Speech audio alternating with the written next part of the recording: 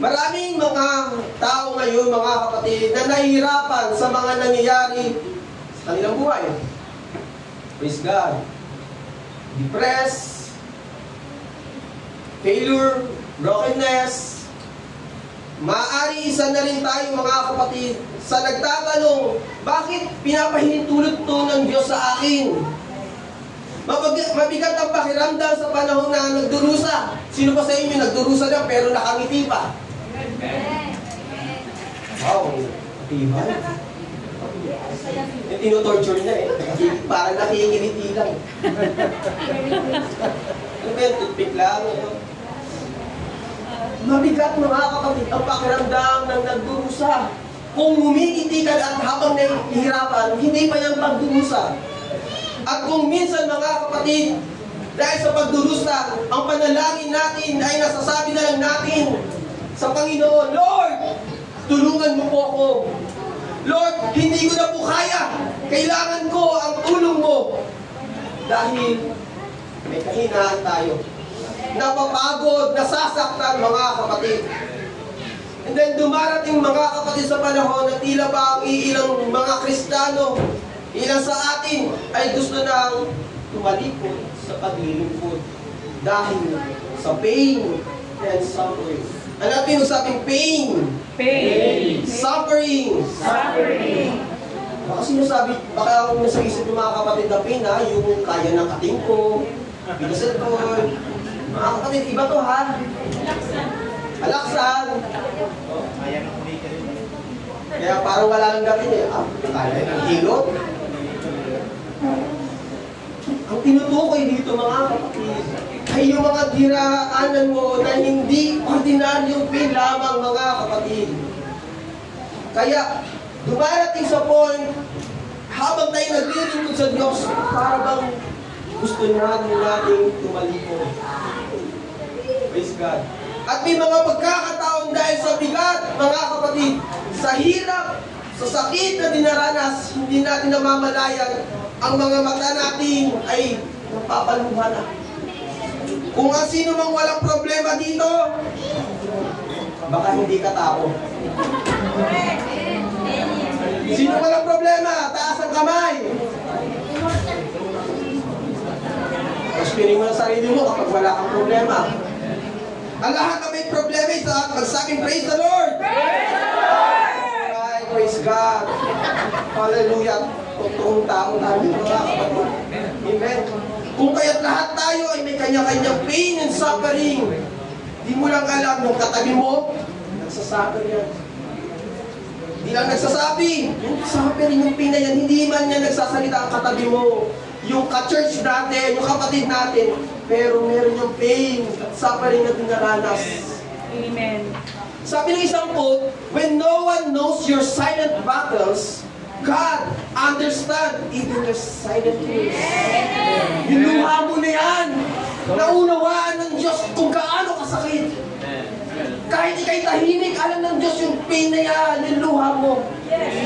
And remember, mga kapatid, sa Revelation, praise God, chapter 4, yung luha ay iniipon ng Diyos. Sa bayan, nabasa niyo yun? Yung mga luha ng mga mananampalataya ay nasa bayas. Iniipon ng Diyos. Ibig sabihin, hindi sayang ang iyong panalangin na may luha. Hindi sayang yung pagtawag mo sa Diyos na may luha. Yung sakit ang naranas mo. Worth it yan, mga kapatid. Kita-kita ng Diyos yung silent battles mo. Alam ng Diyos yan. Kaya naman, mga kapatid, hindi tayo nagkamali sa Diyos na ating pinaglilingkuran. Amen, praise God. Kaya nandito tayo, matitibay. Mukha pa nun. Mamaliyog yan. Mukha mananak. Tatakot ako, gusto ka nang tapusin, mga kapatid. Pain and suffering, sakit at pagdurusa, kahit sino ay nakakaranas niyan. Kaya hindi porke Kristiyano tayo, exempted tayo sa pain. Praise God. Hindi porke may Diyos tayo, immune tayo sa pain and suffering. Right. At kahit tayo po ang pinaka-faithful sa church na ito, subject pa rin tayo sa pain.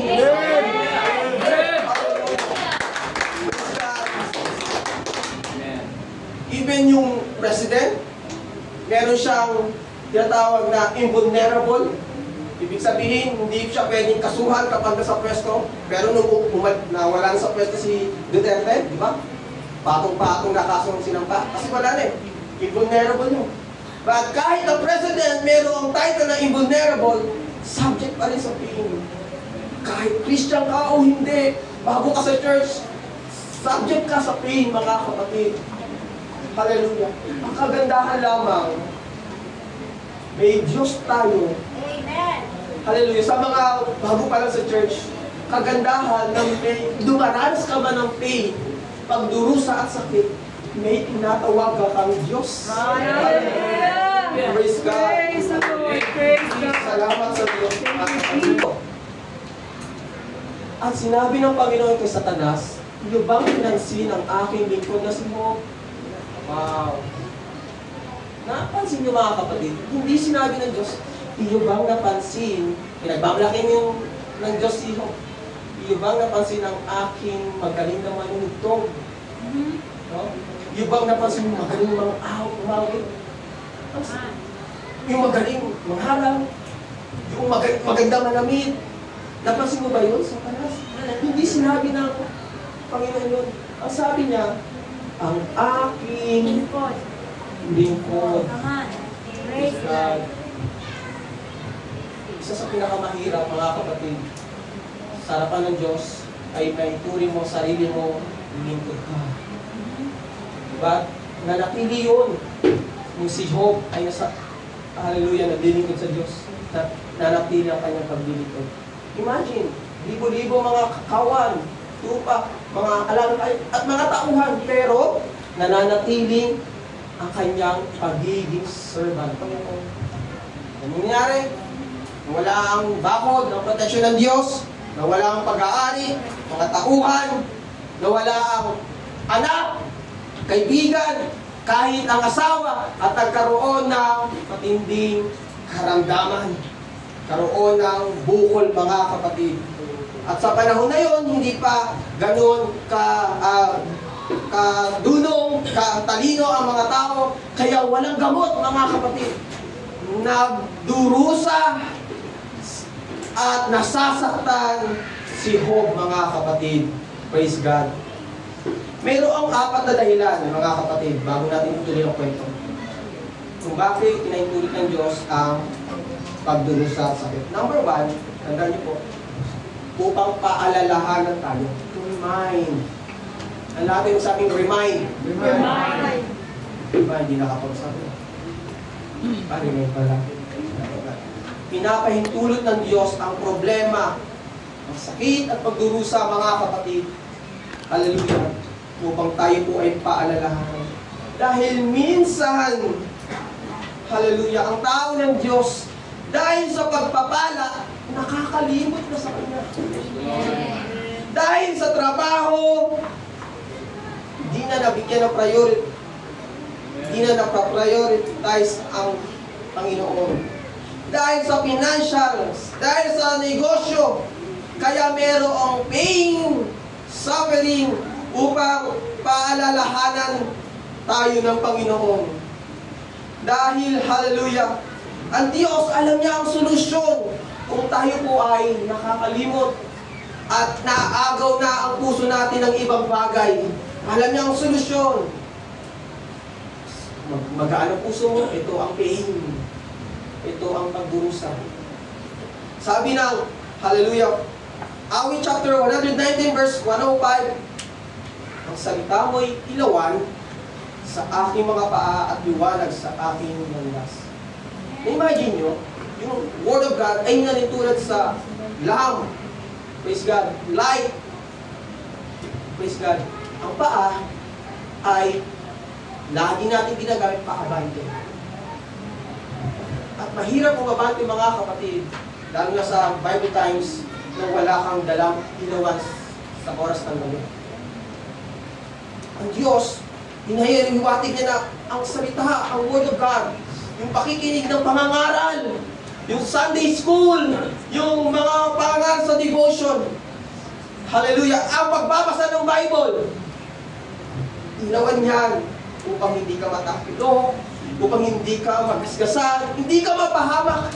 Amen. Ang salita ng Diyos, ang solusyon, mga kapatid. At kung ikaw ay nakakalimot na, mga kapatid, hallelujah, I encourage you na basahin mo ang Bible, makinig ka ng mga ngaral, dahil sa mga salitang iyan, hallelujah, pinaparating ng Diyos, hallelujah, na ikaw ay magpatuloy na maglingkod sa Kanya nang walang kaagaw. Amen. Pangalawa, to test. Bakit may pain and suffering? To test. Para tayo po ay subukan. Sino ba sa inyo nag-aral? Lahat po ba ay nagdumaan sa school, nag-aaral? Diba? Professional na. Sino sa inyo nag-aral na hindi nakatry na mag-test? Yung iba nga, nagtetest na no? Ikaw, hindi ka pa nakapag-review. Yung sagot mo, galing sa katabi mo. Kakaliba, no? Nag-test ka. Yung sagot mo, pinaghirapan ng iba. Ang test, galing sa sarili mong paghihirap. Amen. Ang pain and suffering, para tayo po ay subukan. Pinaparana sa atin ng Diyos ang sakit, paghihirap, pagdurusa, upang subukin po tayo. Nais ng Diyos na makita ang ating katapatan. Lahat magsabing katapatan. Katapatan. Kapag mayroon ng pain, suffering, nawawala na ang katapatan sa Diyos. Praise God. Dahil sa sakit, nadadaig tayo. Third, mga kapatid, hallelujah, tumawag para hubugin. Ang mga naranasan natin ay pinapahintulot ng Diyos para tayo nahubog. Para tumibay, maging kagamit-gamit sa gawain ng Panginoon. Kasi hindi tayo mag-level up, hindi tayo mag-i-improve, hindi tayo maglalago, mga kapatid, kung walang paghubog. Mga kapatid, hindi mananatiling, ganyan lamang tayo. Meron tayong kailangang pagdaanan. Hindi ka pwedeng mag-advance sa level 2, 4, 3, kung hindi ka dumaan sa level 1. Meron tayong dapat danasin. At walang ibang magmumold sa atin, huhubog sa atin, kundi ang Panginoon. Isaiah chapter 64 verse 8, ngunit ngayon ang Panginoon, ikaw ang aming Ama, kami ay malakit na putik, tayo po ay putik. At ikaw ang magpapalok sa amin, at kaming lahat ay gawa ng iyong kamay. Inuhulma tayo ng Diyos. Kaya kung minsan, parang masakit, parang hindi tayo bagay sa isang lugar na yan, sa ministry na yan, kasi kailangan natin maging flexible, iulat, inuhubog tayo ng Diyos ayon sa gusto niya, mga kapatid. And last, mga kapatid, hallelujah, kaya may pain and suffering to review. Natin magsabing review. Review! Para po tayo ay sawayin. Ito ang ikaapat ng dahilan kung bakit may pain and suffering. Kasi hindi lahat ng bagay na nalalaman natin ay tama sa harapan ng Panginoon. Amen. Amen. Yes, hindi lahat ay alam natin, mga kapatid. Kaya merong pagsaway, merong pagtuturo. Ito ay nais ng Diyos na tayo po ay mabigyan ng atensyon na kung saan nais niya mapabuti ang ating kalagayan.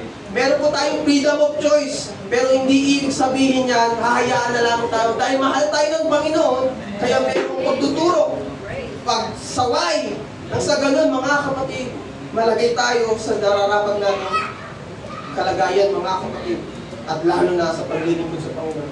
Revelation chapter 3 verse 19, lahat kong iniibig ay aking sinasaway. Kung hindi ka sinasaway, ito yung problema.